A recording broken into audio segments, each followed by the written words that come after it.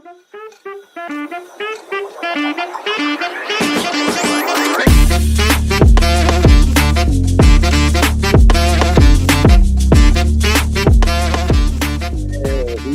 are back at it again. Fourth and Fantasy, you know what it is. My name is Hancho, and this is my guy.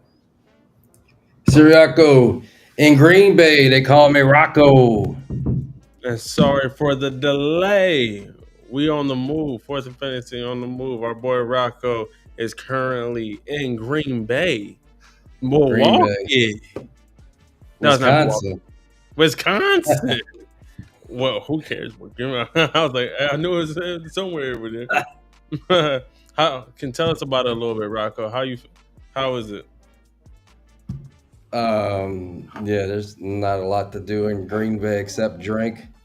So if you like to drink, go to Green Bay.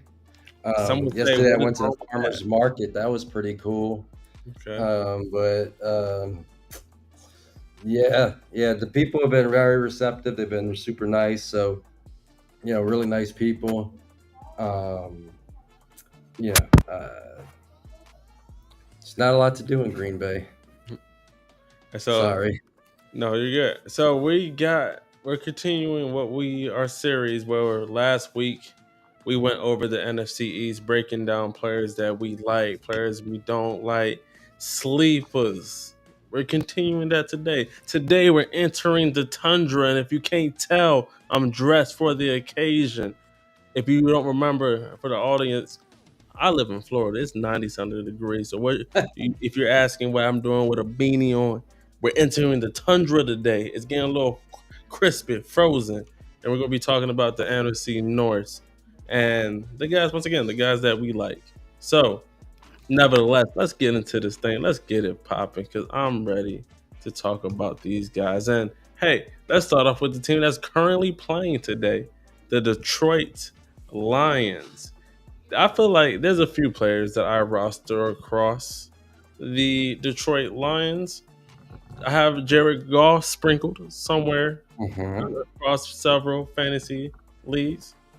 I have gotten more. I think I've acquired 2 or 3 Jameer Gibbs shares this offseason. I feel pretty good about that. Shout out to me. And then I think I have one Amon-Ra St. Brown share.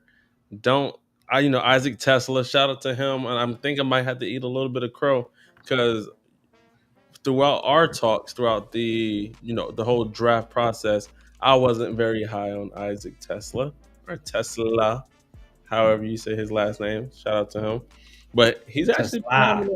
he's been having actually a pretty solid game. I had to give him respect. I had to call a player when he's being a player. You feel me? He's actually having a good game, riding people up. So it's kind of a cool thing to see with him. Shout out, and then Golden Boy Trey Lance, and not to get too far off into the weeds, but Golden Boy Trey Lance is out there doing his thing. He looked a little impressive to begin the game, threw a touchdown. But about them Detroit Lions, like I said, I have Jared Goff. And if we're looking at the quarterback stats from last year for the NFC North, Jared Goff led the pack with Hmm. 4,629 passing yards. He led the pack with passing TDs with 37, but he had the most, or he tied the most for interceptions with Sam Darnold with 12. But he also threw the most out of this whole group. Honestly, when I'm thinking about QBs that I'm rostering, not to say that I don't like Jared Goff. I think he's actually a pretty good low end QB1, honestly. When he's having a good week, Jared Goff can actually be a good quarterback for you. But I always just catch myself going another direction. Do you feel the same way? No, I like Jared Goff. I think he's a rock solid QB2. If I had to count on him to carry my QB1 spot, and of course I'm talking about a super flex setting, I would be a little nervous about that.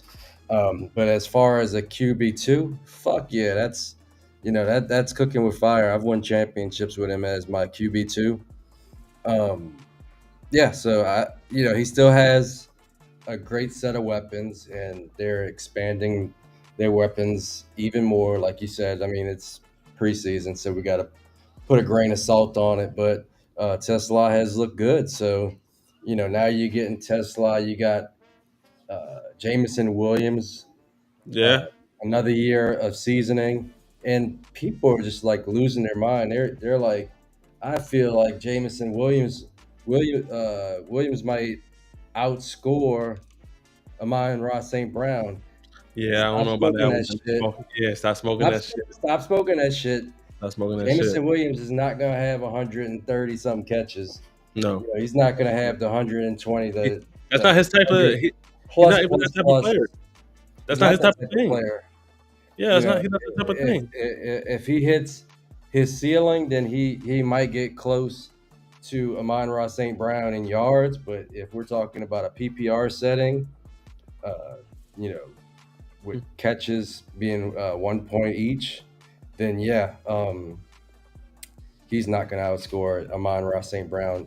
Yeah, No, he's just not that archetype of player. But like Jamison I Williams can give. definitely see him getting up to 1,200 yards now. That's definitely in his range Yeah, of outcomes. like a player that I talked about on Twitter this week was Deshaun Jackson, and he's a player that he didn't need 70, 80 catches to go over 1,000 yards. He had a season where he went over 1,000 yards, and I think he only had like 40 something catches that season. Crazy to think about, right? Or it was like 40 to high 40s, low 50s catches that year to go over 1,000. Wow. So don't get me. I like me some Jameson Williams, and where he's, I think he's an ascending player if you think about it. And if you're out there, if you're a contender, I wouldn't be. I actually would. He'd be a player that I wouldn't mind going out and sending out a 2026 first, because I think he's actually an ascending player. I think he's going to improve upon what he did last year. But if we're looking at, and I want you to look at the other QBs in the NFC North, right? So, like I said, we had Jared Goff, we have Sam Darnold, or sorry, he's out he's out now. JJ McCarthy, Yeah, Jordan but Love. Jared Goff, we have JJ, we have Caleb Williams, and then we have Jordan Love. And honestly, when I was looking at Jordan Love, and I know he didn't play all the 17 games, he missed 2 games, but when I'm looking at, I know he's supposed to be like this postal board for QB1, but he had the lowest. He had less passing yards than Caleb Williams, and where in a offense where I feel like it's hot, it should be high octane. Now, did a couple of his players get hurt? Yes, but when you're looking at it, and for the 2025 landscape of things, how do you feel about Jordan Love? Is Jordan Love a player that you're like, hey, let me go get this guy? Let me send out shoot. What would Jordan Love even cost? Like a first and a third or something like that? Or unless you're trying to like scale up, but who I wouldn't even know who I would want to. It's hard because quarterbacks and superflex. It's hard to put a rock solid value on those guys. You would think the first and the third would get it done, but unless Jordan Love was their QB3, QB4, they probably not going to want to just give up Jordan Love for that. They're probably going to want to ride this thing out and hope he has a better season, because after the 2023 season, he was worth the 2 first all day. I was actually acquiring Jordan Love because I liked what I saw in 2023. He got hurt. I think that was in the Brazilian game, and he was like never right the whole season. A lot of people, myself included, thought that could be it for him for the year. Mm, Um, so he was never right the whole season, and they pivoted to become a run heavy team with Josh Jacobs, and their receivers aren't world beaters, or they weren't in 2024.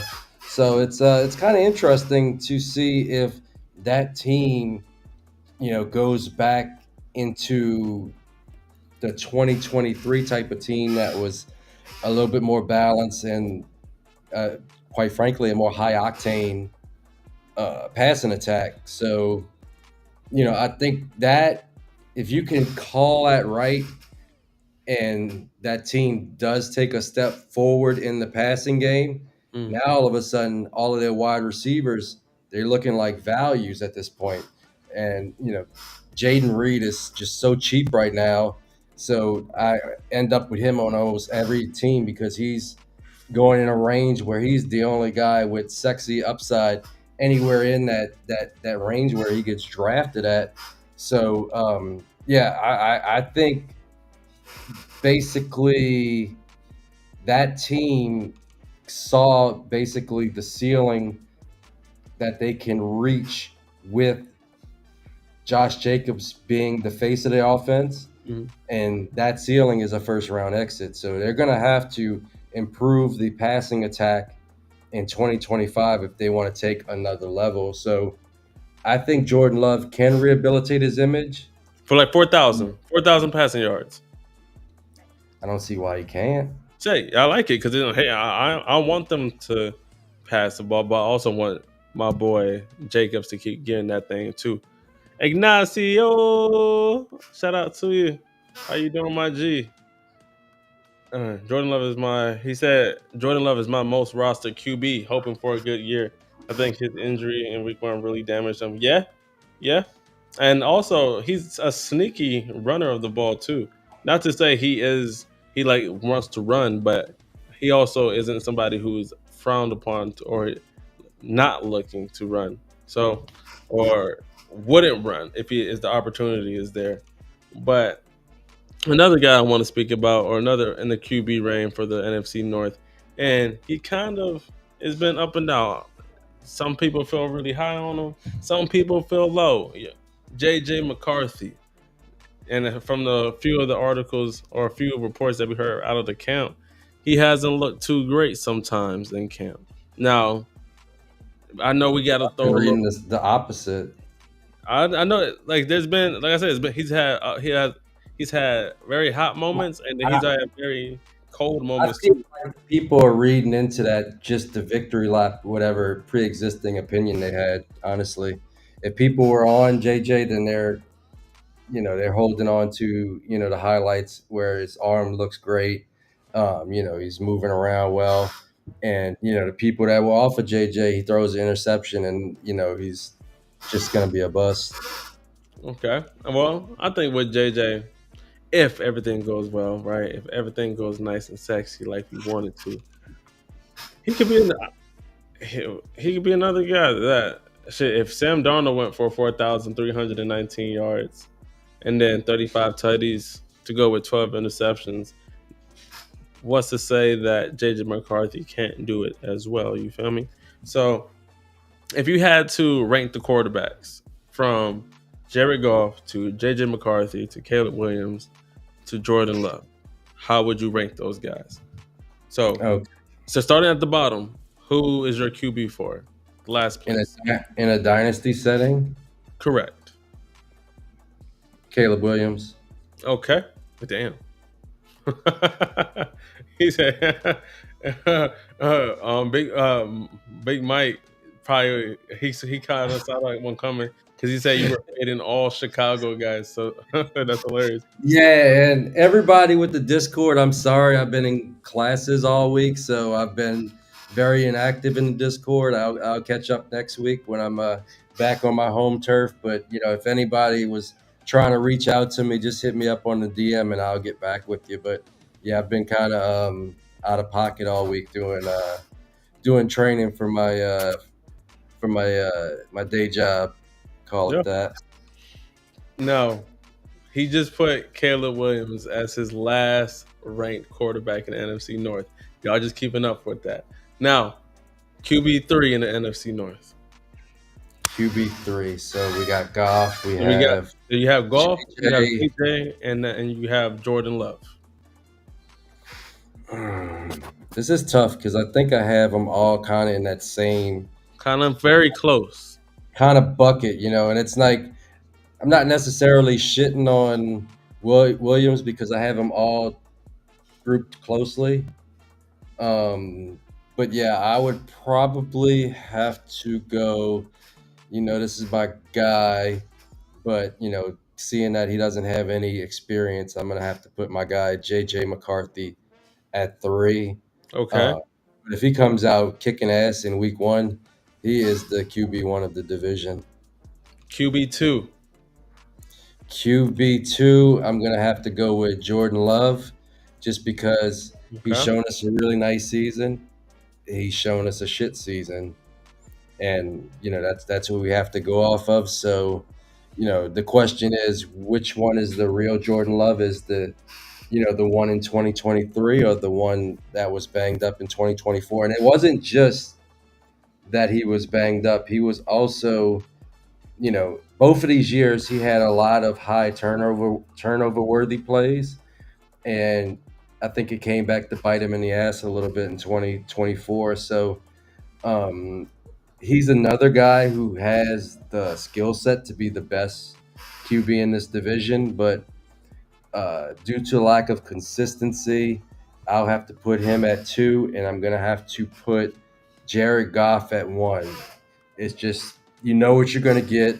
You're gonna get that steady Eddie, you know, rock solid QB2, and he's gonna have a lot of QB1 weeks. So um, I feel like Jared Goff is a league winner at QB2.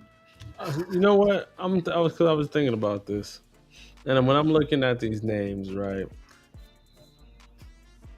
If like between Jerry Goff, between JJ McCarthy, between Caleb Williams, between Jordan Love, I think I would use these guys to just tear up potentially. Now, who depending on who you're trying to tear up for, like who say you can't at this moment.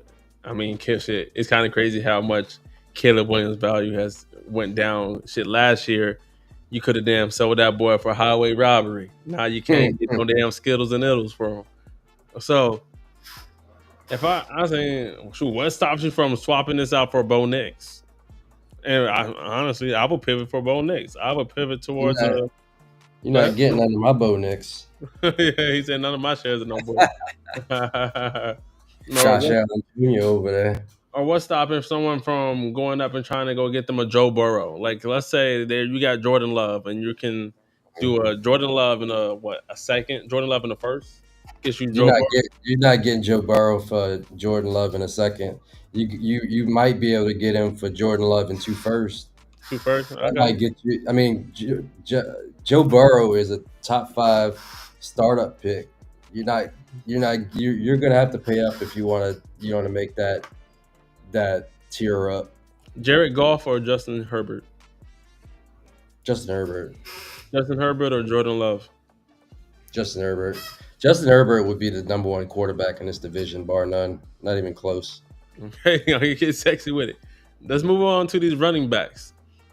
I feel like Herbert still has a ceiling he can reach, and he's damn good as he is now. So, but yeah, moving I agree. along. Now, if we're looking at the NFC North in the running back situation, last year, of course, with the Lions, we got the duo that we all love in fantasy, David Montgomery and Jameer Gibbs. Once again, I have acquired 2 or 3 more shares of Gibbs this year just because I felt like, hell, I wanted more elite running back, players. And if I'm looking at certain people's, are you scared of Ben Johnson departure? Yes and no. Just because of they're going to keep. It's not like with Ben Johnson going. They're going to reinvent the wheel. Yes, there's a new guy coming in, of course, and then he's going to put his own flavor into the offense. But they're going to keep doing what they did well, and then what makes this offensive coordinator, his philosophies, they'll try to implement in there. But what do you think, Rocker? You think Ben Johnson's departure from the Lions will hurt golf in a way, just like how some people would thought with Canellis leaving Baker Mayfield? Mm, Not necessarily. And yeah, I anticipated this question because I know this is, a lot of this is a pain point for a lot of people. Like, I know people are just like, sending like all of the Bears to the moon because Ben Johnson left the uh, Detroit. Detroit Lions for the Chicago Bears. Mhm. And this is what our guy Roach. Shout out to Roach. Uh, for create some show, not necessarily show notes. It's notes on some teams. But I like to have collaborate with my guy Roach. He's very detail oriented with his team breakdowns. But this is what he had to say about the new offensive coordinator John Morton. His background in philosophy: he was promoted from senior offensive assistant in 2022. He he re- he replaced Ben Johnson. He was the Jets OC in 2017 and the Raiders OC in 2019-20. He has a West Coast scheme, and that emphasizes tempo passing and play action. So if they're going to run an up tempo offense, that just means there's going to be more opportunities for the skill position players. Um, so he likes the increase in RB splits for Gibbs, and Campbell's still the coach, so I feel like there is some continuity there. It's not like they Yeah. lost their head coach. But the impact, according to our guy Roach, he projects 40 plus passing attempts per game, actually enhancing Goss and St. Brown's fantasy value with PPR upside for Gibbs and Sam Laporta. The other thing, But Jameer Gibbs gets used. play calling, Gibbs gets used more. yeah. Yeah, I think Gibbs will get used more in the passing game this year with the Detroit Lions, just because of you know he's yes, he's a really good runner, but I think he's an even better playmaker when you're getting the ball out in space. And then David Montgomery, we all love him, right? I like him on my teams. I think he's been banged up a few times, but I also think we're all waiting for Jameer Gibbs to be just for David Montgomery to move on, so Gibbs can get that volume like a Bijan is. And when we're looking at the conversation, right, a lot of people be like Jameer Gibbs is RB1. A lot of people be like Bijan is RB1. I give Mhm. the nod over, and yes, Bijan does have Algier, so I won't, you know, discard him as well. But if we're thinking about it, right, David Montgomery, would you say David Montgomery is a better player than Tyler Algier? Yeah. Okay, I cool. mean, So, Algier had 1,000 yards as a rookie, but he hasn't done anything since. And David Montgomery's been a rock solid RB2 in these dynasty streets for years. and and I don't think Atlanta has used Bijan correctly to his fullest potential. So I think overall, to me, Bijan gets, and he actually gave the correct pronunciation of his name. It's not uh, Bijan, it's Bajan. So Mm. Sorry, bro. Been yeah, Bijan for like 4 years, 5 years. it's This is Bajan. gonna take time. But It's gonna nevertheless, take time, bro. Dude, you can't pull this far into the career. This is but too much. well, if we're looking at it, I'm still taking Josh Jacobs at that top of the running backs in the NFC North. I do like Jameer Gibbs. We're talking about volume wise and just dynasty wise. Yes, Jameer Gibbs is going to be the top cat, right? And then with the overall offensive scheme, playmakers wise, Detroit Lions, you would think are the people, is the team to love. And then you got Chicago, but I also think Chicago will be better running this year because they've upgraded that offensive line. And you know how I feel about my boy DeAndre Swift. And once again, for the viewers who are just coming in, we're entering the tundra. We're talking about the NFC North. We're breaking down players that we like, don't like, sleepers. And I had to get dressed up. I live in Florida. I'm wearing hot shit.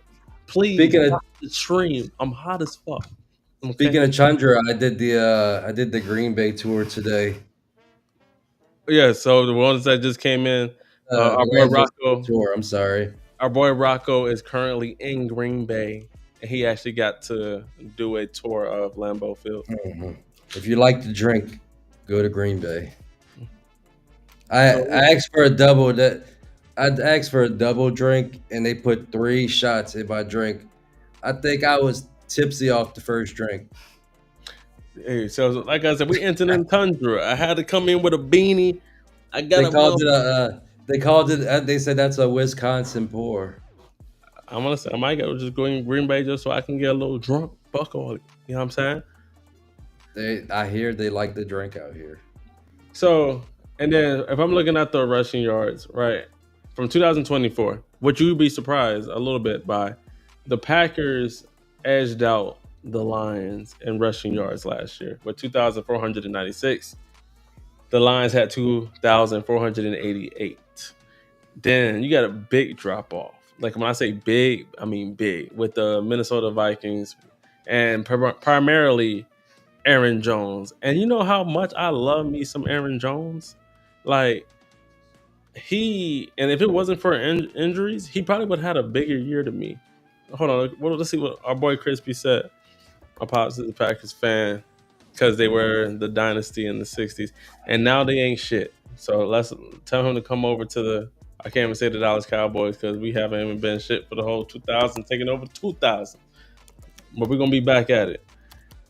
And then if we're looking at the rest of the team, the Chicago Bears, the lowest rushing team last year. Once again, because their offensive line sucked. Their offensive play scheme sucked. Things just didn't work last year for them. So what did they do? A whole lot of nothing, right? So if we're looking at the NFC North running backs this year, Green Bay, Josh Jacobs. But we just heard about the damn backup is his name is forgetting behind Josh Jacobs, the one who keeps getting hurt. Marshawn Lloyd. Thank you, Marshawn. Emmanuel Wilson is a guy you're gonna want to have He just got either hurt. on your watch list, or you're gonna want to have him, at the bottom of your roster, because he is one hamstring away from being the starting running back for the Green Bay Packers. He just hurt his. He Great just right hurt now. his hammy. Who, Wilson? Lloyd. I know Lloyd's hurt. Lloyd's always hurt. We got to expect that. Oh, you But talking about Eugene Wilson? Okay. Yeah. I'm talking about Wilson. I think his name Not is Eugene. Emmanuel Wilson, I want to say. Emmanuel Wilson. Yeah. Sorry, I'm number just 31. making up names at this point. Honestly, there's a couple guys that could come out of there, but Josh Jacobs, he's talking about this is the best he's felt in his whole career. Guys always say that. Like Ezekiel Elliott always used to say, "This is the best I've been." Bro, what they gonna say? Man, I feel like shit. I'm gonna fucking suck this year. And then we got the Detroit Lions with Jahmyr Gibbs, David Montgomery. You got Mr. Jahmyr Gibbs, top 3 running back. David Montgomery, you could say top 15, top 20. David Who helped? Montgomery was a top Healthy. 12 quarterback for most of last year till he got hurt. So, Running back? yeah, I mean, top 15, I would say easily. I think he's definitely, a guy that you can feel comfortable with as your RB2.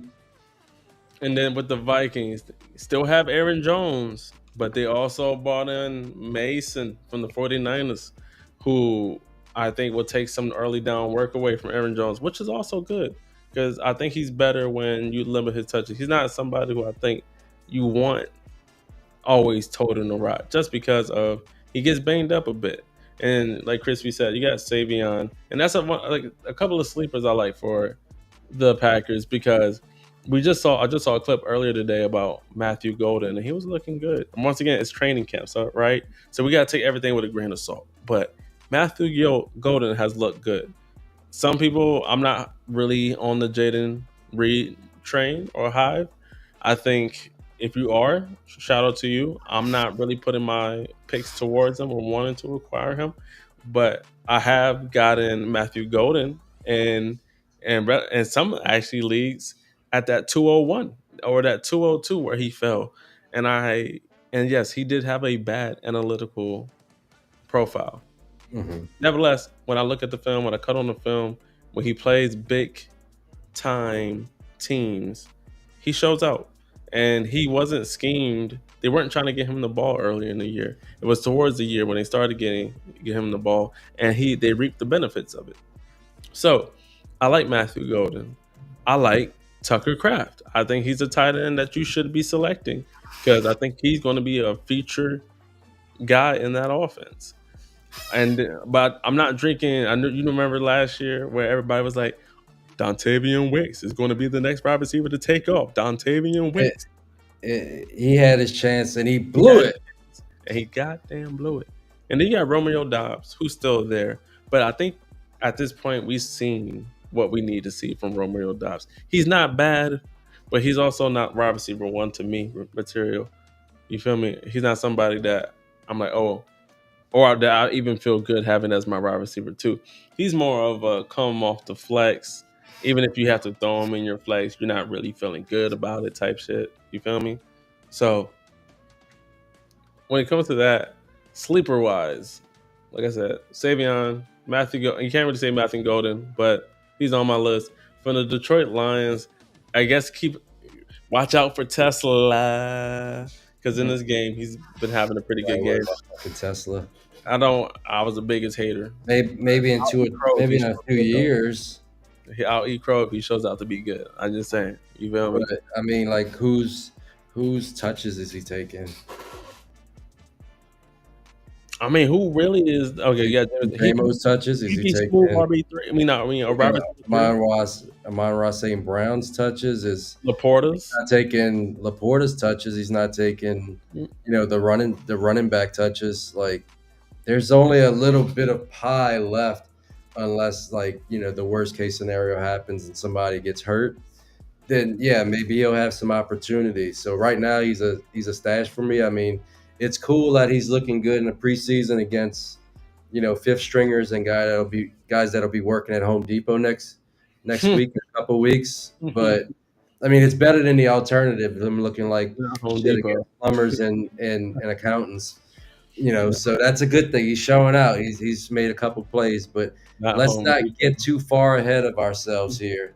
This man said Home Depot. You is a funny cat. Now, looking at It's like the preseason game. This is like it ain't even like real preseason yet. This is like we putting like the guys that we had for tryouts. They're getting to play in Tesla. now let's look at if we're going to rank these running backs, Rocco. Okay, with and I kind of want to do it by pairs. And actually, let's go lead back. But when I'm looking at Pairs, when I'm looking at the pairs, backfield, because we're looking at I'm looking at the backfield, backfield. Yeah, the pair. But not everybody has a pair. yeah. No So Diddy. no, so let's look. We got the Green Bay Packers. So we have Josh Jacobs and Marshawn Lloyd. Let's just say he's healthy. He's the backup. The Detroit Lions had Jahmyr Gibbs, David Montgomery. Minnesota Vikings got Jordan Mason and Aaron Jones. And then the Chicago Bears with DeAndre Swift and Roshan Johnson. And then to throw out the name, Manungai, because his name has been thrown out there. So who would you go for last place in the NFC North RB backfield? All right, I hate to be picking on you guys, but He gonna go with Chicago. Bears, you do better. He Do going. better. I feel like I Do feel better. like Y'all know y'all should have drafted somebody Chicago instead of, won't have all the last eighth, place literally for eighth, Rocco. eighth round Manungai. We are team Manungai. Manungai. Manungai. I got a bunch of Manungai too because I like free, and he's been free. So I got some Manungai on my team, but I mean on paper it's not all that sexy of a backfield. No. I like Roshan because I like them coming out. He's a little slow, but he's got a 3-down skill set. Man. He's got more 3-down skill sets than anybody there, and a little bit better vision than I did see anybody. a clip of Roshan. He put a spin move on the motherfucker in practice. I was like, is this the same Roshan that I've been Hey, talking about? Roshan was a fucking stud coming out. His He, problem is he's not the fastest guy, and he's had a series of events that happened right when he was, had a chance to kind of take over the backfield. He had a really serious concussion as a first year player, right when he was going to get all the opportunity, and that concussion knocked him out for like 3 weeks. So that's it's a high severity concussion when you're out multiple weeks. Most guys they miss that 1 week and then they're back on the playing field. But his brain must have been seriously leaking out of his head to miss. I think it was 3 games. I want to say, but he all momentum stopped right there, and I think something similar happened. Not a brain injury, but something happened where he got a little banged up last year. But he had a role last year. He was the goal line back. So if he can parlay that goal line back into a little bit more, you got to realize there's a whole new coaching staff. So the coaching staff's not married to any of these guys, honestly. no. So it's going to be whoever's showing out best in practice. That's why, that I guess that's why it's a good thing to invest into this backfield, because there's so much ambiguity and we don't know exactly, you know, you could talk to 3 different people and every person will probably have a different guy to lead this backfield. Just put it like that across, the whole industry. So it should be interesting, and there's going to be value there somehow, unless Absolutely. it's just split 3 ways equally, then it's going to fucking suck for everybody. But all that being said, they are still the fourth best running back tandem or room in that division, And in my before you say your next three, remember to subscribe, share, like, mess with us. I'm literally in hot where in Florida. The AC blowing, but I'm hot as fuck. Okay, tap in with us. The things I'm doing to bring entertainment to y'all. I mean, it literally was 101 degrees, baby. And remember, this episode is brought to you by Fast Draft, the fastest best ball platform out there. And they trying to put cash money, cash moolah, money, cheddar, fetty, all that adjectives in your pocket by playing all the formats on the platform. Excuse me. And if you use our promo codes fourth, they will give you up to $50 on your first deposit. Manyan. Money, how to say? Unc, Manyan. I got Unc Rocco saying money. Let's get Hey, I'm in Green Bay. They trying to give you some some cheddar. money, some cheddar, It's trying to get you some cheddar. some Cheese cheddar. heads. No, now give us who is your RB3 or your third ranked backfield in the NFC North. um, for me, it's between the Vikings and the Green Bay Packers. I'm just gonna have to go with the Vikings. I'm sorry, the Vikings third. Um, I don't see anything wrong with that backfield. That backfield is good enough. Hold on, you said the And Packers third? You just wait, said Packers. You just said Packers. no, I You should. said I meant the Vikings. Did I say Packers? Oh, I was about to square off with you, cuzzy. You was about to piss me off. No. I'm not gonna. You Oh, know, Josh Jacobs is leagues better than anybody on the Vikings, but mm, I do like that tandem. I think they can work well with each other. I think they kind of meld into a very solid back. yeah, I'm ready to crash out, Rocco. But that neither of them are as good, even close Yeah, to you had Josh me ready to crash out, brother. Jacobs. I was like, bro, what you? Yeah, And yeah, that's I was like, you I know, know you didn't want me to say Packers. and this is easy for me. Packers are two. Mhm. They have Josh Jacobs, and he's awesome. Those other guys, I don't know. They're not great. And Marshawn Lloyd's hurt again, like he's Mhm. been, dating back to high school apparently. Um, and the Detroit Lions easily. I mean, Easily number one. I mean, if either one of those backs go down, they will still have an RB1 on that team. And together, they're like fucking Sonic and Knuckles. They form probably the best running back tandem that we've seen in many years. They just complement each other so well.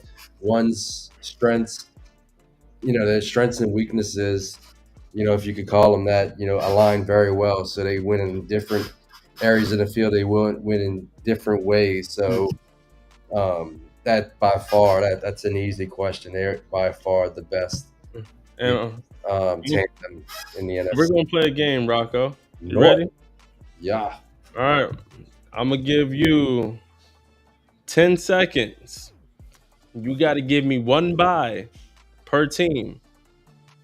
So I'm gonna say Green Bay Packers, And I'm and you that got 10 again.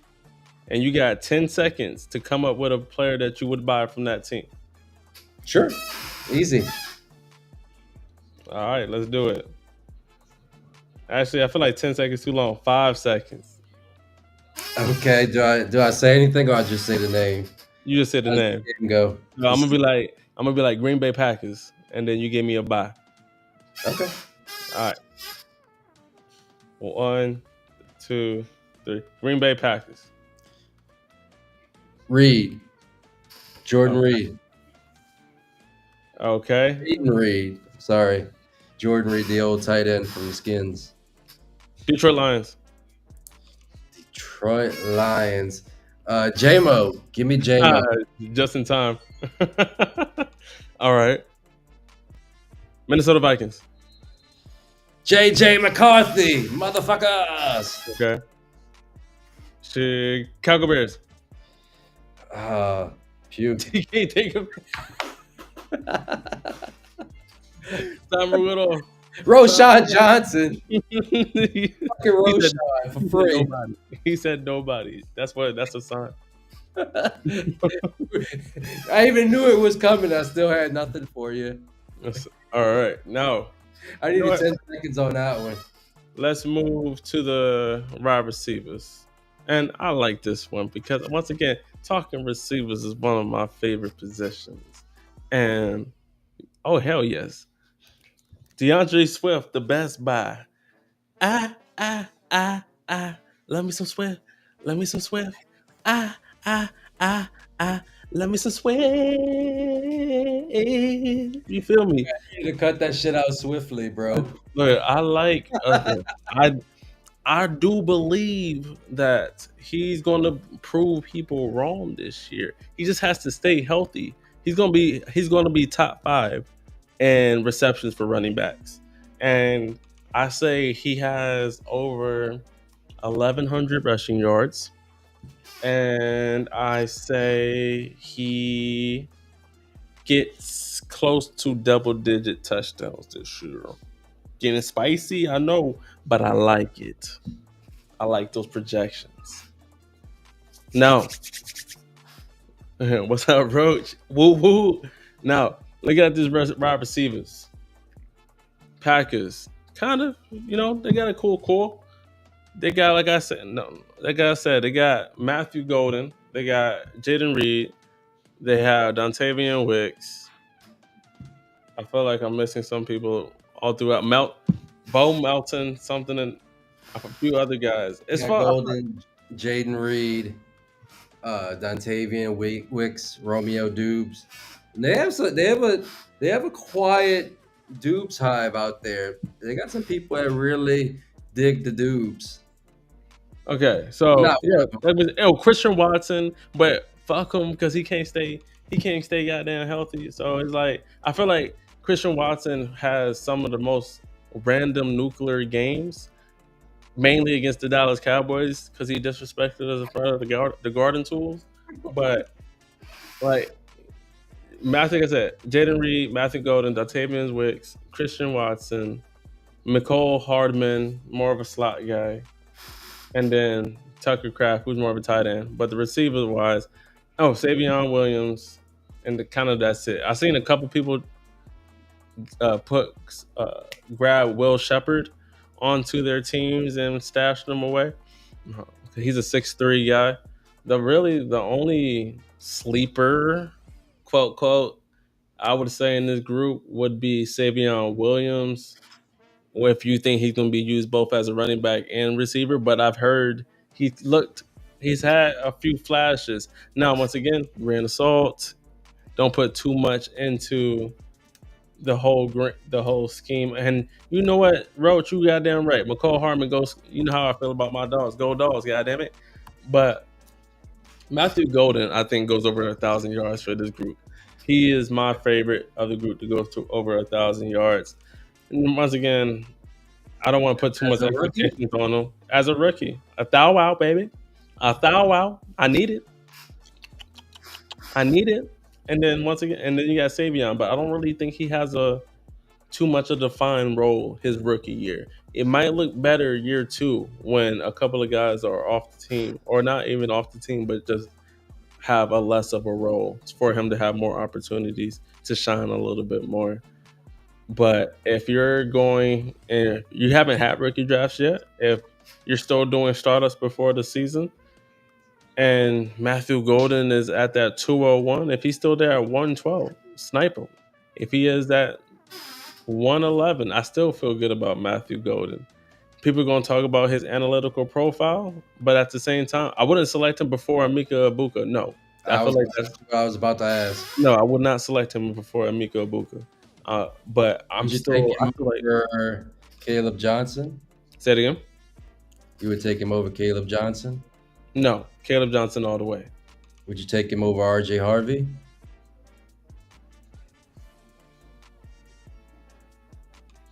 Depending on how my team is set up. But I will Yeah, start to have some discussion. these are like the decisions you gotta make.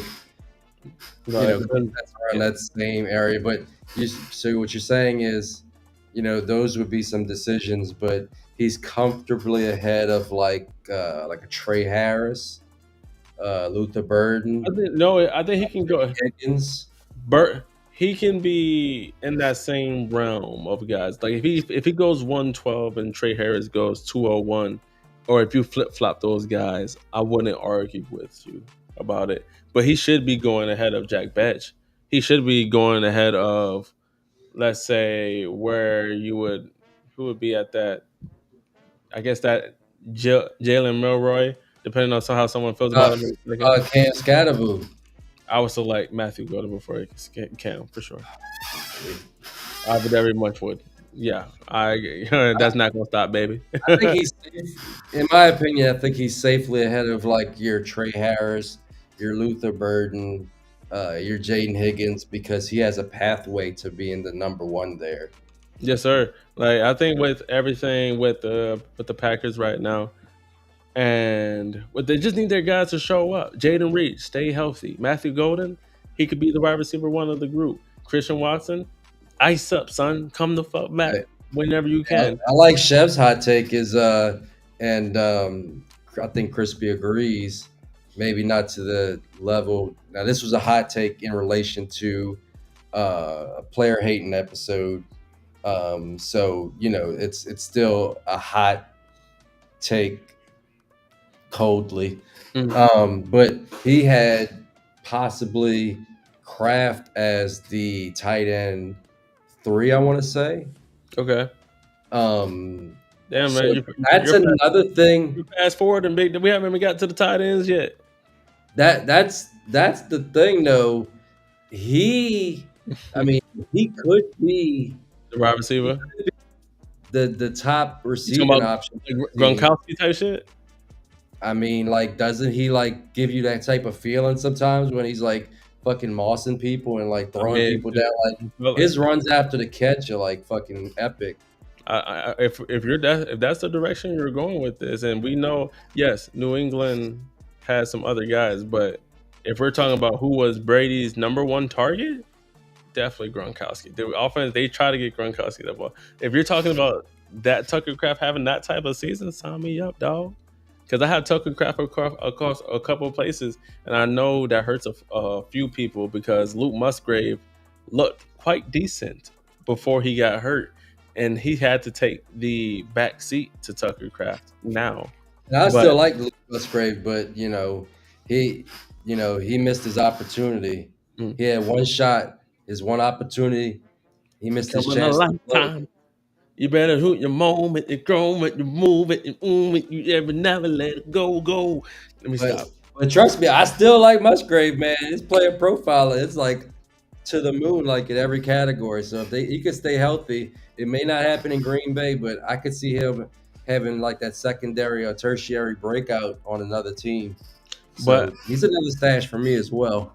a wide receiver group, I don't think they're touching though, because once again, they have a top three wide receiver on their plate, the Minnesota Vikings, with Jay Jettis, Mister Three First Rounds, just to even talk my name, Jettis. Then you Boy, have Jordan Addison, who honestly I believe could be argued as one of the better, or one of the he's honestly top three wide receiver twos, or top fours. I say top five wide receiver twos, and on first in reality in the NFL, and then also in fantasy. And then you got a couple guys behind them, right? Ty Felton could come out. He's out of Maryland. I liked him coming out. And then you got Jalen Naylor, who's also showing a little bit of razzle dazzle, a little bit of spark. he, he plays well when he gets opportunities. I'm saying. So I would. So this already sounds like you would take this group. Well, honestly, if you wouldn't take this group over the Packers, I don't know what you're doing. But Jay Jettis, Jordan Addison, I do like them. Obviously, I don't take Justin Jefferson a lot because once again, if you know me, then you know I'm going CD Lamb every time, baby. Never fails. Not gonna stop. You know what I mean?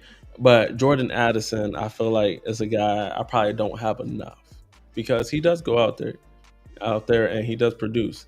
And I think and I don't want to go too far on the limb because that would be like saying that JJ McCarthy is going to have just this bona fide year. But what's stopping him from getting pretty close to what Sam Darnold put up, right? What's stopping him from passing for 4,500 yards if everything clicks and goes sexy? So Nothing, nothing. He's going to be better than Sam Darnold. some He's people not going to might bust the first half decade of his career. feel a little wary that Justin Jefferson messed up his hamstring already, but it seems like it's nothing that's very, how would you say, it's not serious. It's just they're going to be very cautious about it. Hey, you ready?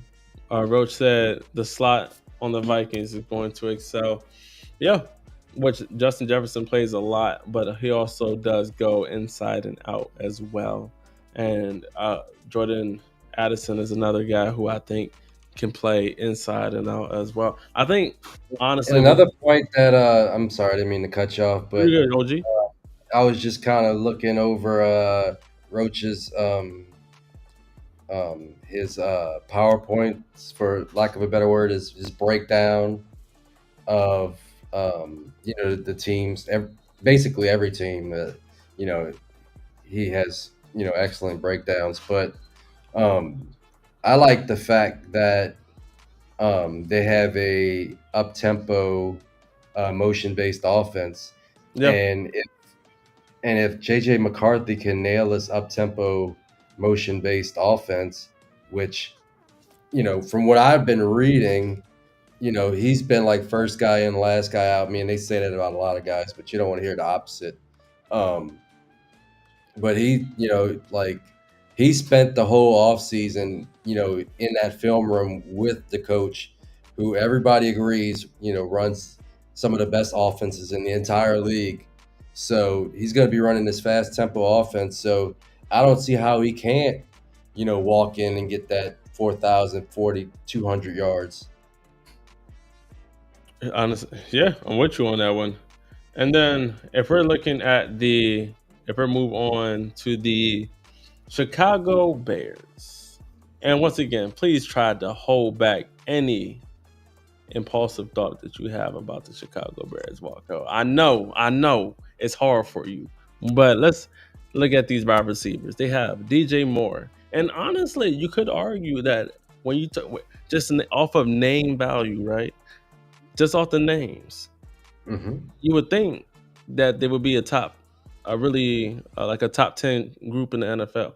But you have DJ Moore, who I still love, Roma Dunze, who was a first round pick, Luther Burden, who was a high second round pick, but Mm-hmm. someone would have considered before the 2024 college season that he was going to be a first round pick. Brady Cook, count your days. You cost my boy some money, but when you look at that group, I mean, there's not really much behind them. You got Tyler Scott, Dervinay, Miles Boykins, guys like that. But their top three guys: DJ Moore, Roma Dunze, Luther Burden. You don't, and you're not very high on Caleb Williams, but that wide receiver core from Roma Dunze, a lot of people had high expectations on him just because where they selected him. Probably at that fourth overall, fifth overall spot, right? And to have guys like Brian Thomas Jr. go off at a later first rounder and Lad McConkey go off, and he Mm-hmm. was, and these are guys that were selected after. Oh boy, I know that hurts a lot. That hurts a couple people's souls, right? That hurts people a little deep. I selected Roma Dunze in a couple of places because I did like him out of Washington. And one thing I've just watched to say on the side, Michael Penix. Shout out to you because you got some of these boys paid out of Washington. You got that boy Pope, him, and McMillan paid out that motherfucker. Let me tell you. Mm-hmm. But looking at that, right, Roma Dunze, I do see him having a better year. I do see him being the guy that go for that wide receiver group, being the guy who goes over a thou wow, you know, being the top. I think he's the wide receiver one, right? And then if you're looking at it, he's the X. Let DJ Moore be that Z, and then you let Luther Burden be the slot.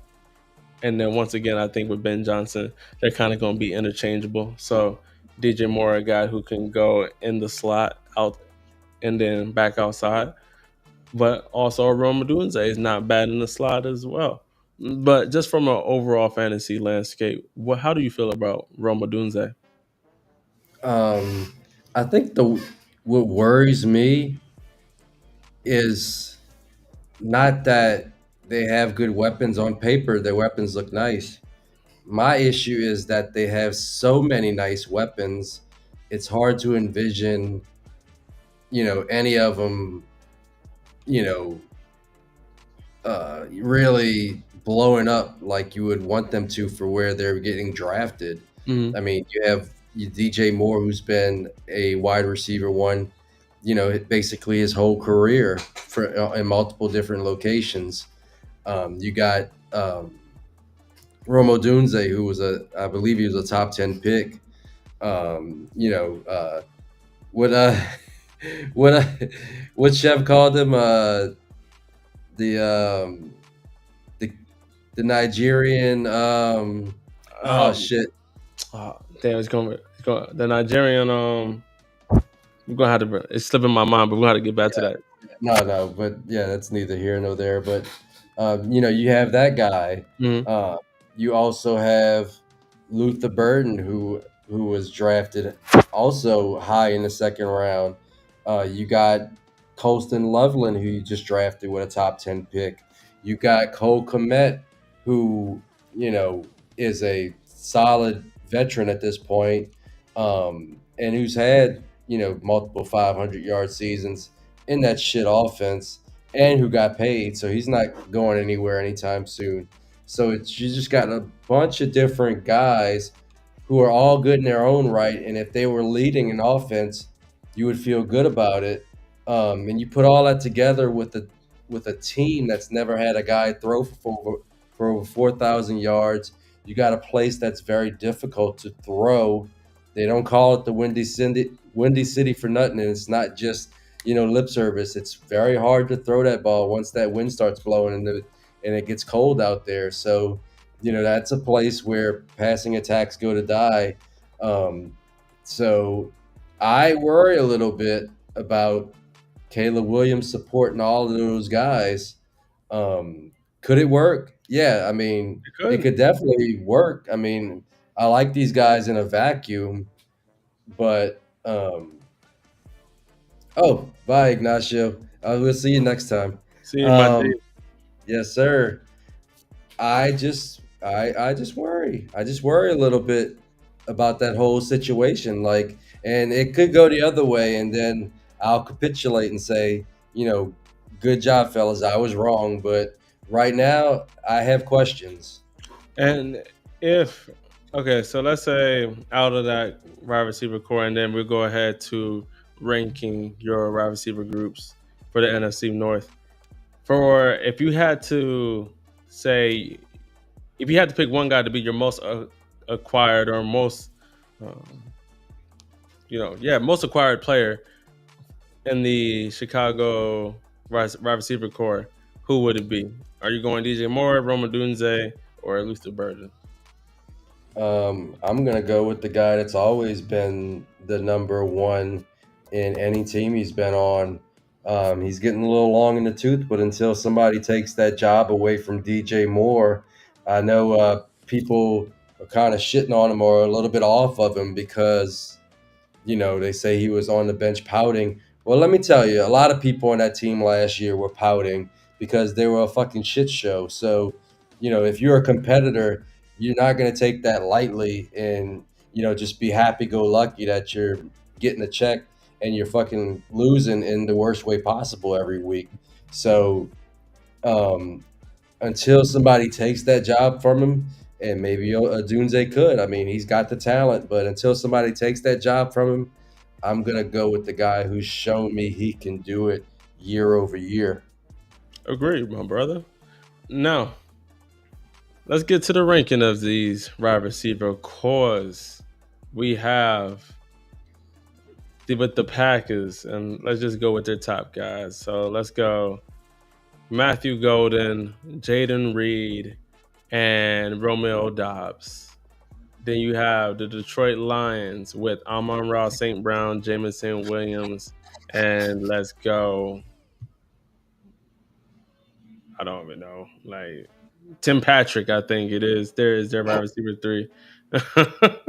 I think he's the I actual. like Tim Patrick. He He's can not. play a He's little bit. solid. He's a cool little throw-in flex when you I need mean, it. I'm not gonna ever roster him, but in No, real life, he's not a bad player.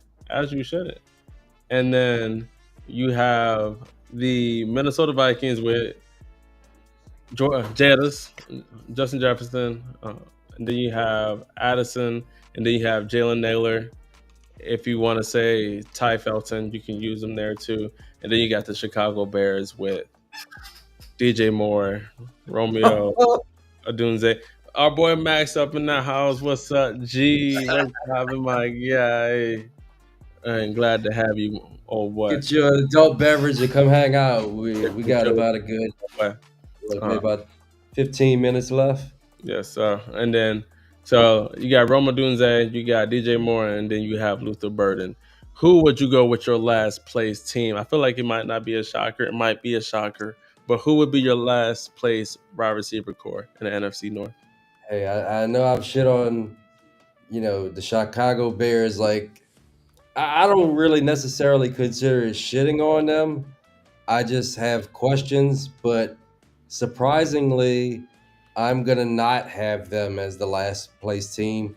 I'm gonna have the Green Bay Packers, um, just because they haven't. I don't feel like at this point there's a clear hierarchy of their players.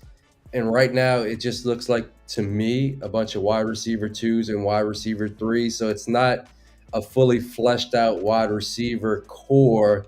And I think you got too many, I guess the word too many Indians and no chief. Mm-hmm. Kind of reverse that a little bit. Um, so until somebody takes the mantle on that team, and hopefully it's Golden, because if Golden comes out and shows himself to be a wide receiver one, or it could be Jaden Reed. If Jaden Reed can build off his rookie year and put behind him some of those struggles in year Welcome. two, you know now you have what looks like a good wide receiver core. But Welcome. I can't in good in good faith, put them higher than the Bears. So from here on out, it's fairly easy for me. I'm gonna put the Bears at number three. They have the talent to move up in this group, but at this point, it's just guys that have nice talent on paper and DJ Moore. Um, let's So we see. got we have the Packers at 4, Bears at 3. Number Mhm. 2, we got either the Vikings or the Lions. Yeah, number two is gonna be the Lions, Mhm. and trust they would have the best wide receiver core in a lot of divisions. But Justin Jefferson is better than Amon-Ra St. Brown. Okay, And Rocco, that made me think of a question. So, okay, think of it as because it's been a lot since George Pickens went to the Cowboys, right? It's been a lot of talk about pairs, right? Who are the top wide receiver duos in the NFL? Where would you stack Amon Ra and Jameson Williams in the whole, with the AJ Brown Smitties, the CDs and the George Pickens, the Jay Jettas and Jordan Addisons of the world, the Chase and the T Higgins of the world? Where would you rank those? Where would you put those guys? I would put them behind most of those guys. I think they got a solid top 10 group. I wouldn't put them in the upper echelon of tiers, just because like the number ones on those teams, like Jamar Chase, CD you Lamb, know, CeeDee Lamb, Justin Jefferson. Justin Jefferson, all of those guys are super duper elite, top of the food chain, you know, foundational tier one guys, and they just are cut above Amon-Ra St. Brown, who's awesome. Like I'm not like downplaying him at all, but those guys are better than him. Oh, I good. think I got a good one for you then. I think most would agree. It'll make a hard one for you. Travis Hunter and Brian Thomas Jr. or Amon Ross St. Brown and Jamison Williams as a duo. Give me the Detroit group. Okay. All right. Yeah, yeah. Give me the Detroit group.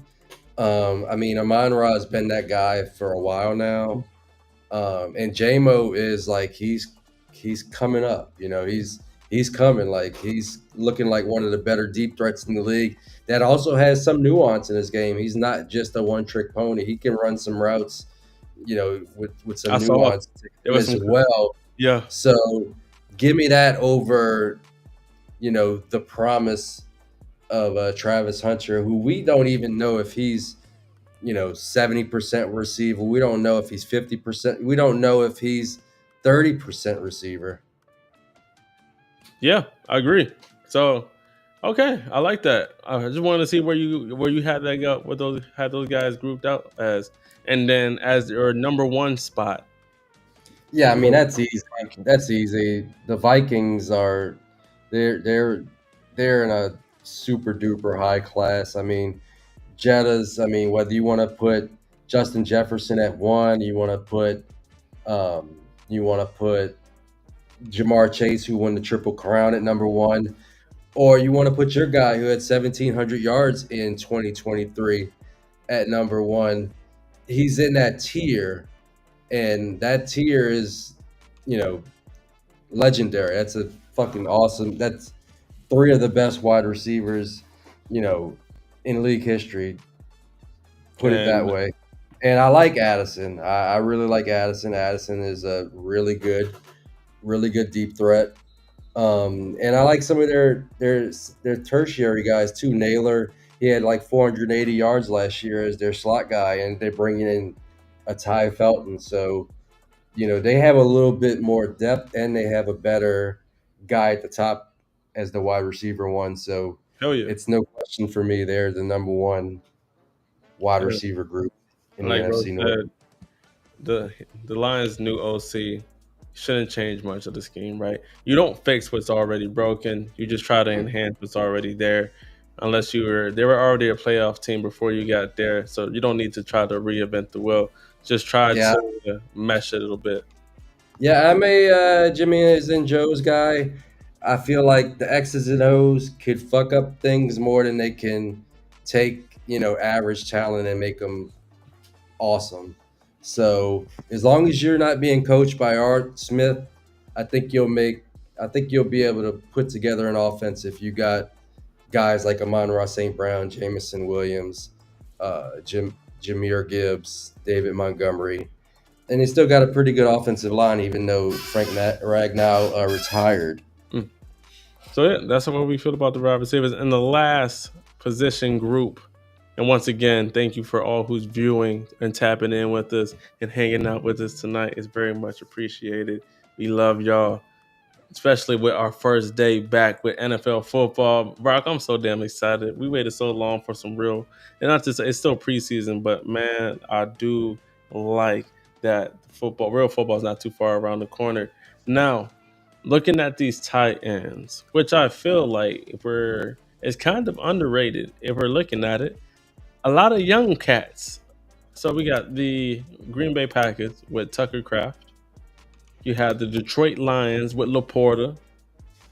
You got the Minnesota Vikings with Hawkinson, and then you got the Chicago Bears with, depending on who you talk to, but they drafted this guy in the first round.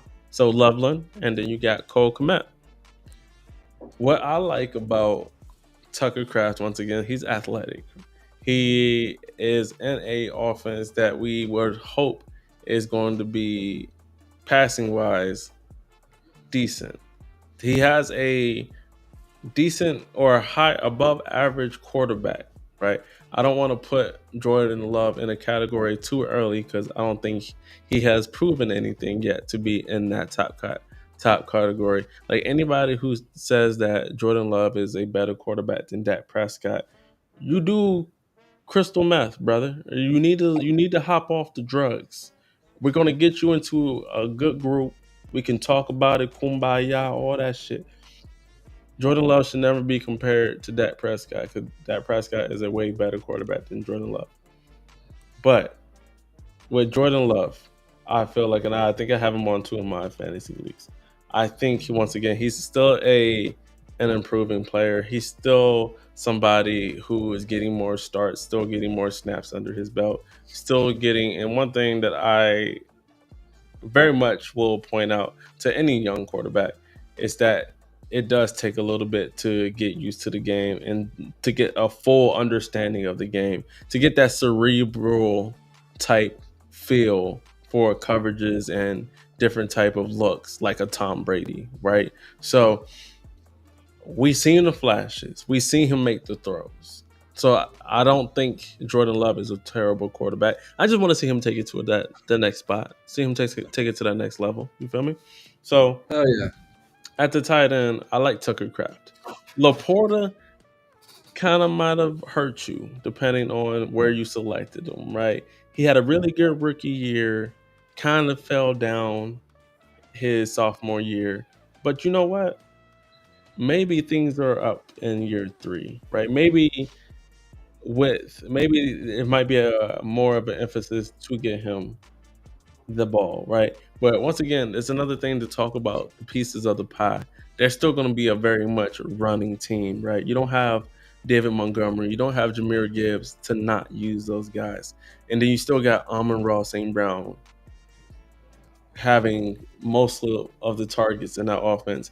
Jamison Williams doesn't need a lot of receptions to be lethal, so with Sam Laporta, you would always hope for him to be, because where you're selecting him, and especially in tight end premium, you would hope he has a top tight end 10 or top 10 tight end finish type season. But I feel like at the tight end spot, he's kind of just the most, for me at least, what the younger tight ends where you have to select them, kind of more of a risk because you just don't know how he's going to be used Hmm. to be able to be like, all right, I got value out of that spot.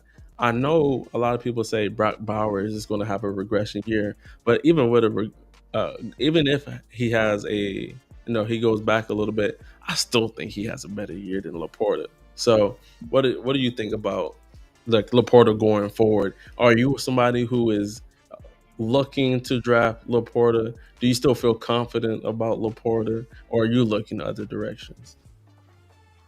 Um, just from like a macro sense, if I'm in startup drafts, I'm not drafting Laporta.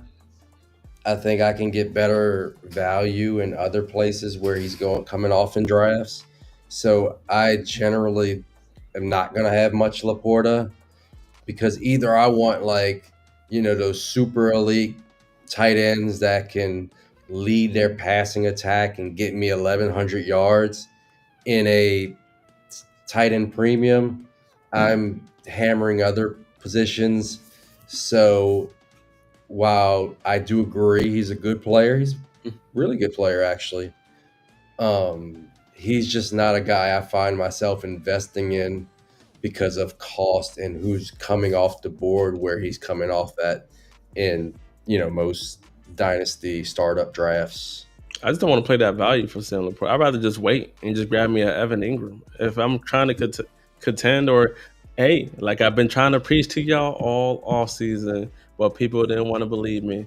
Jake Ferguson, he just got one for dynasty wise. He just got re-upped.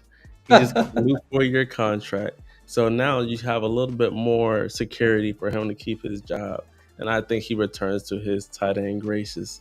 I like me a Jake Ferguson, but not to go too deep into the weeds of Jake Ferguson. Our boy Max said that he still likes Laporta, but he's not taking him early like Bowers and McBride. I'm 100% on that same wave. I don't think he gives you the same ROI, return on your investment, like a Bowers or McBride does. Let me just I'm just gonna kind of go off of FFU League, which is the Fantasy Football Universe. Shout out to those guys. We're in their Discord. They're really cool as fuck. We're gonna have some of those guys on in the near future. But let me just kind of break it down for you like this. Sam Laporta in this league, and I'm just going off of this one league. It's 1.75 tight end premium. So there's a heavy price for tight ends, a heavy bonus for tight ends. But let me just tell you some of the guys who went after Sam Laporta. Jordan Love, quarterback in a super flex. A.J. motherfucking Brown went after Sam Laporta. Garrett Wilson, Brock Purdy,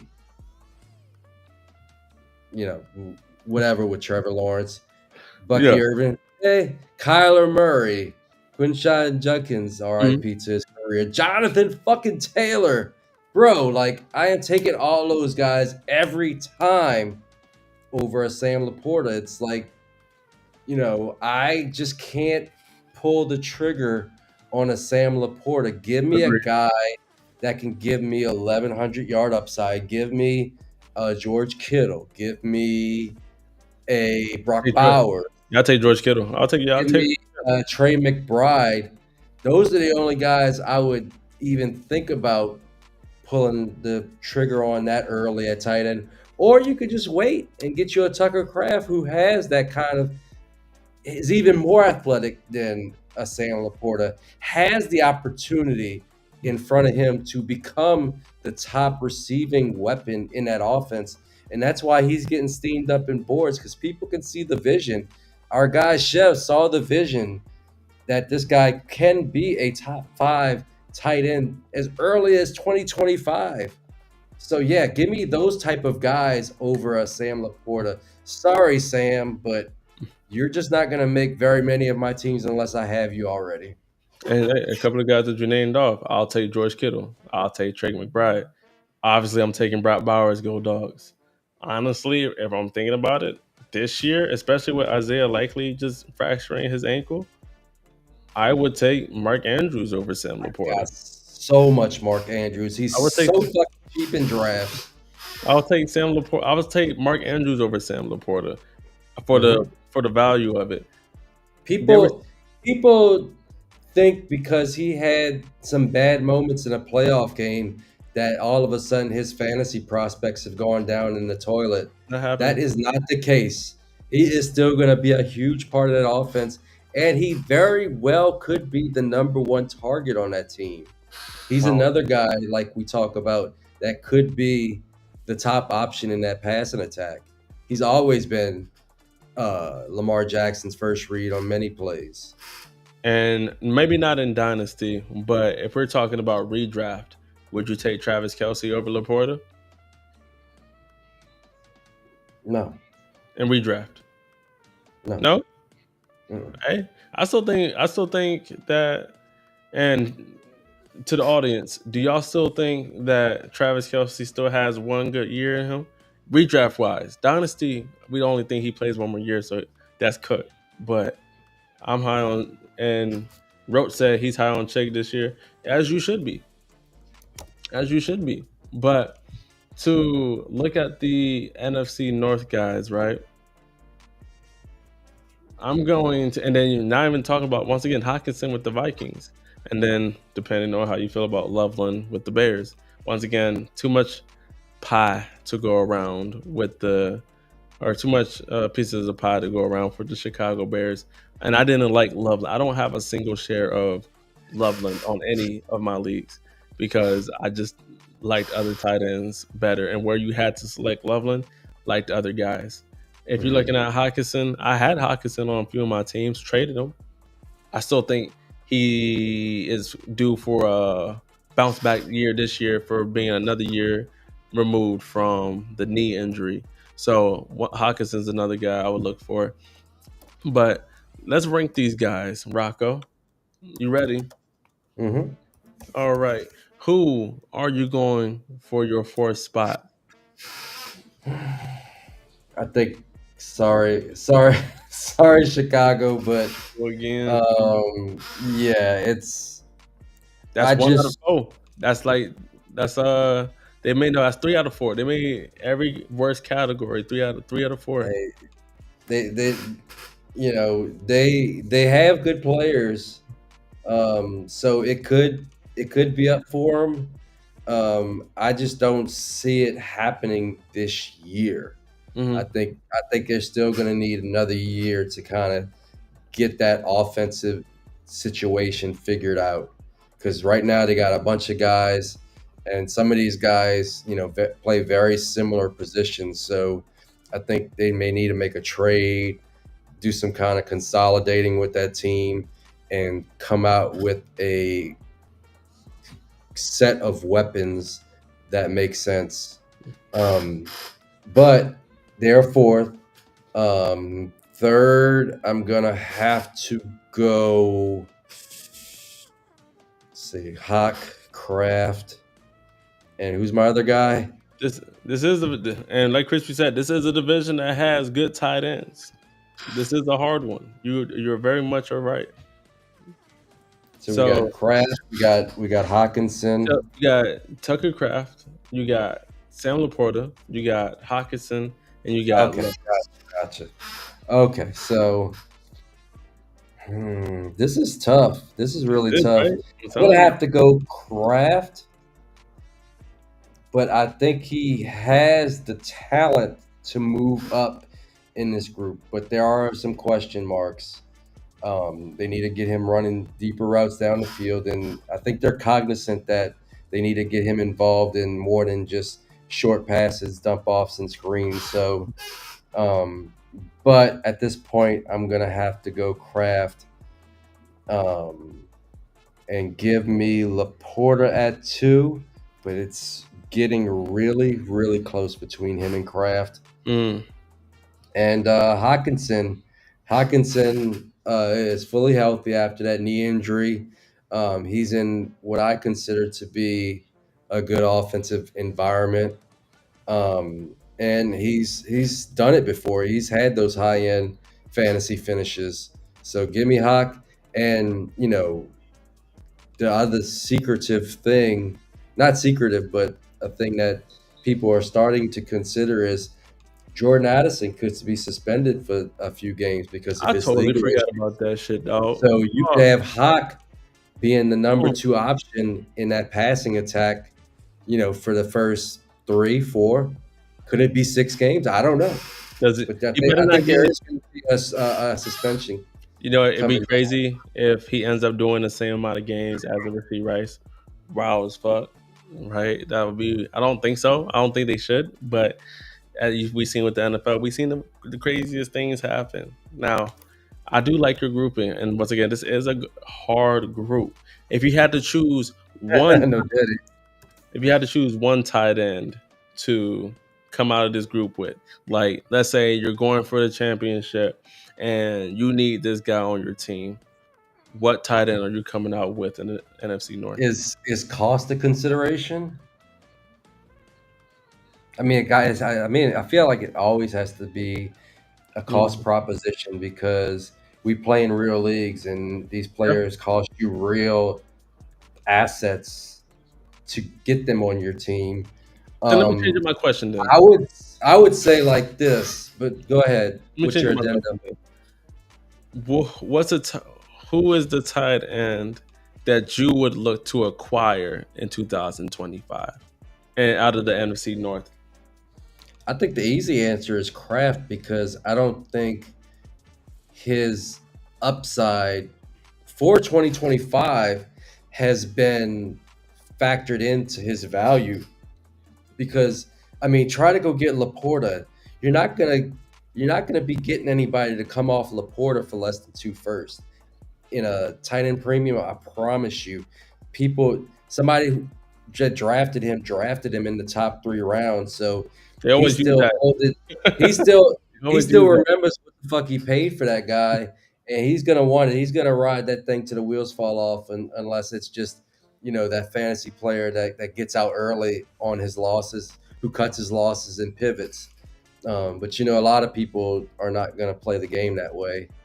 Um, so, that being said, I think you're gonna pay the iron price for Hawk as well. People realize how good he is, A first and though? I'm not. A first? Fuck yeah, you're not in a tight end premium. You're not gonna get him for You're less right though. than. You're right You're though. probably gonna have A to. tight end You're premium. definitely gonna have to put something on top of that first. You might need to put like a tier up to get him. You might have to give up like an Evan Ingram, somebody of that ilk, plus a first to get him in Mm. a tight end premium. So I think Kraft is the guy that's attainable that could also blow up because, like we said, he does have that path to being the top option in that passing attack. And if that happens, magic could happen because we've seen how athletic he is. We've seen the way he runs through contact, around contact, misses forced tackles, takes short plays and makes 30 yards out of it and takes that play to the house. So just imagine him getting more of the target pie and getting some targets more in the more intermediate areas of the field where he can really, expose, teams with his athletic talents. And if I'm and there's not really any sleepers out of the tight end group for this NFC North that I'm looking at. That's like if you're not one of the top guys, I don't really care about you. I don't care for the backup in Detroit. I don't care for the backup in Minnesota. Right? I don't care for the backup in Oh, I guess Cole Kmet is now the backup. I guess he's the only one, and that's only if Loveland ends up getting hurt, right? Then Cole Kmet once again comes back to having value. But if you're somebody who has Cole Kmet, it's almost like you're you can't sell him, and if you do sell him, you're definitely not getting any type of return or good return for him. For somebody who I think once again, Loveland, everything comes out to medicals. So And like Bradley said, Colston Loveland might win you a hold on. Colston Loveland might win you a lead. Oh, better what? Let's bring it back. Let's bring it. And I can't go too hard on you, my G, On. because we share a name. Because my last name Bradley, but I don't think Loveland's gonna win anybody a championship this year. Just And once again, I might eat crow. I have to see how the Chicago offense turns out. But he's not the person that I would think is going to win me a league. And don't get me wrong, I'm a fan of Loveland in a vacuum. I had him as my tight end one back when we started the rookie evaluation process, and it proved to be, at least from the NFL, accurate because he was the first tight end to come off the board. But situations matter, and I'm not a huge fan of that situation he's in. Yeah, I don't like Loveland. At least Not, not for 2025. It can improve, and I'm not saying I won't buy if his price goes down after a lackluster 2025, but not right now, my man. and shout out to the 65 people watching us right now. I think that's a new record for us, actually. Thank you So for all these concurrent viewers. no, thank y'all, man. This is, and once again, our main mission when we first set out for the off season. We were doing a lot of lives, and when we first created Fourth and Fantasy, very early on, and then when the season ended, we were like, all right, we want to go into do recorded basis film, then release, just to grow the audience for y'all, just to get our vibe, grow with us, learn who we are, learn what we like to stand on, and just now to see how different our lives are from the beginning to now.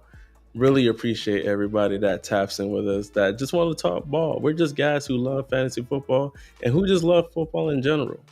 And we also just like to talk shit. So if you're the same person, we do have a free Discord. It's in our description. It's on Twitter. Where else could you find us? We're on goddamn TikTok. They're player hating with us right now, but nevertheless, we're gonna figure out what we need to do. I think we cuss too much for their liking, honestly, Rocco. But It could be. It could be. And I don't know if y'all know, but I've been drinking for the last 3 days in Green Bay. I'm doing as the Green Bay Ians do, and I've been drinking. So I appreciate everybody that's joined us. I didn't even know if we can even pull this off, doing this remotely because, like I said, alcohol. And I just come back from the Green Bay Lambeau Field Stadium tour, got something to eat, and then rush back to the hotel to make this happen with my guy who is very patient on this. Thank you, Huncho, because last night it wasn't gonna happen because I couldn't even damn see straight. So we it love might it. have been the best podcast we ever did, but I wouldn't know what the fuck I was talking about. I love So it, man. thank you. And Thank you for joining us. And with Bradley's comment, he says that with Loveland, he thinks that his target share is going to be higher than you think because he'll be playing power slot. But also, that would take away from Luther Burden. So, Luther Burden's a slot. DJ Moore plays best in the slot. That's why I'm saying you got a lot of duplication on that team, and it's hard to see how all the pieces work at this point. so unless they have, they can shift around. No, hey, and I will remember your comment, Bradley. I will come back to this, and I'll be like, he was the guy who said Loveland was going to be the one, right? But I just don't see it. I give the flowers, man, where earned. You have people selecting Loveland ahead of Tyler Warren. I wouldn't, and I know you were the leader of the Loveland tribe when throughout the draft process. I was very much the leader of the Tyler Warren, and I still love the reports that came out of there.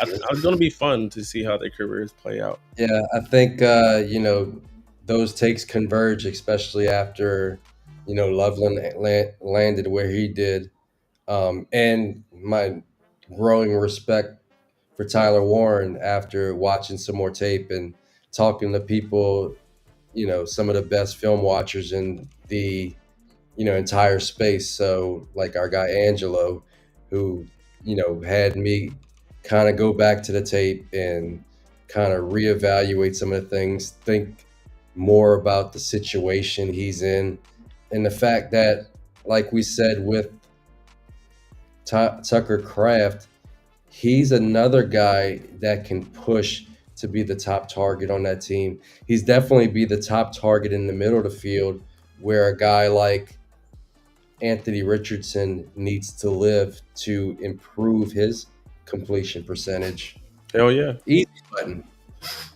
But that is the end of our tight end talk and all our position groups. We did quarterbacks, we did running backs, we did wide receivers, and then we did the tight ends. And shout out to our boy Roach for once again letting us use his once again just his whole stack, his whole presentation. Like if next time we'll actually put it on the screen, but like Yeah, when if I I had say my three screens, I would be able to do everything better. Like it's a little harder for me with my one screen, but but he that's a me really put problem. his whole effort, his whole like we say down in the south, his hands and feet in that, and it's a lot of work that went into that. So appreciate you, my G, and once again, and appreciate to everybody who's tuned in to us tonight. This was a lot of fun.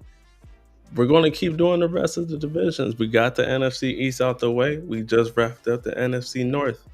Find out what division we do next on our next live. And hell, Rocco might just be out of goddamn Green Bay by then. uh, uh, hold on. One last comment from Bradley. He says he hopes for Warren's sake Daniel Jones starts. Hold up. And before we go, because I actually do like this, because I will be the first one. I said that I will be the first one to apologize to Anthony Richardson if he ends up or starts to look good in training camp. And it's training camp. Once again, get your grain of salt. He stacked a couple of good days. He stacked a couple of good days, Rocco. And I know you're smiling from ear to ear. You kind of called this. Don't count Anthony Richardson out now. He's Hey, it's funny how he has a couple good days, and now it comes out that he's been working with people. He's taking his career seriously finally, and now he's going to pair his best athlete tested. I got shit on it a little bit in the TikTok streets. Best athlete ever tested. Um, he's the best athlete that ever tested, not the best athlete of all time on an NFL football field.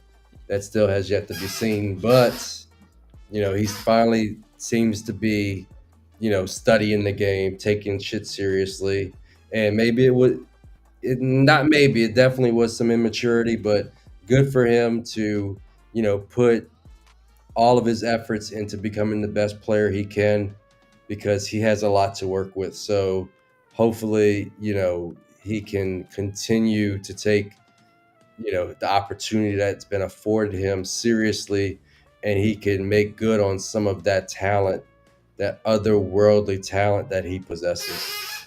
And before we go, Rocco, because honestly, I want to document this moment for us because just how far we come. Let's take a quick screenshot, quick photo, my G.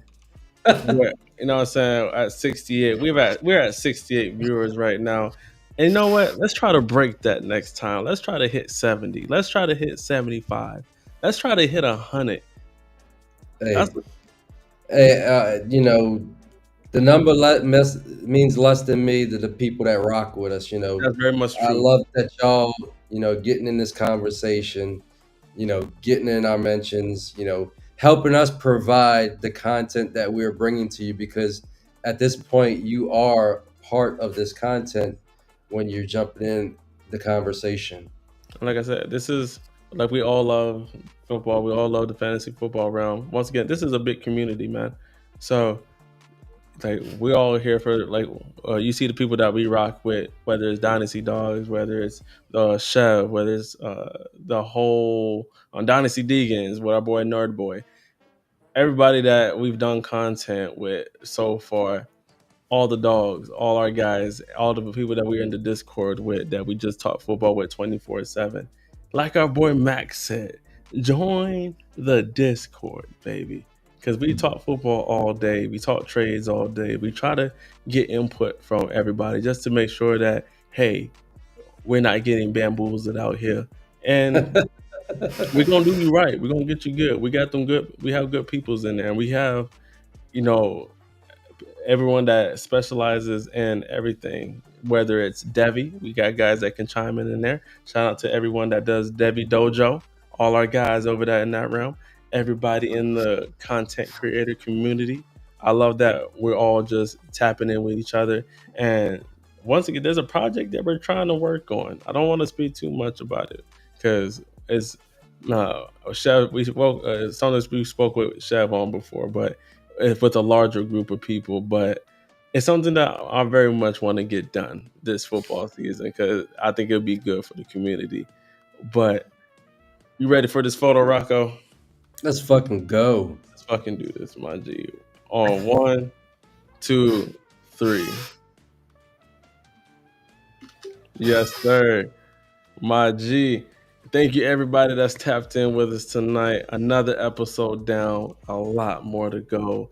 Football's around the corner. You know that we have a lot. We actually got some in store for y'all. Shout out to I won't say too much, but shout out to our boy SC. Just we got some plan for y'all for sure. Let's go. Hope y'all have a good, amazing rest of your night wherever you are, wherever you're watching us on. You matter. Thank you for watching Fourth and Fantasy. I'm Honcho, and this is my guy. Siriaco, call me Rocco.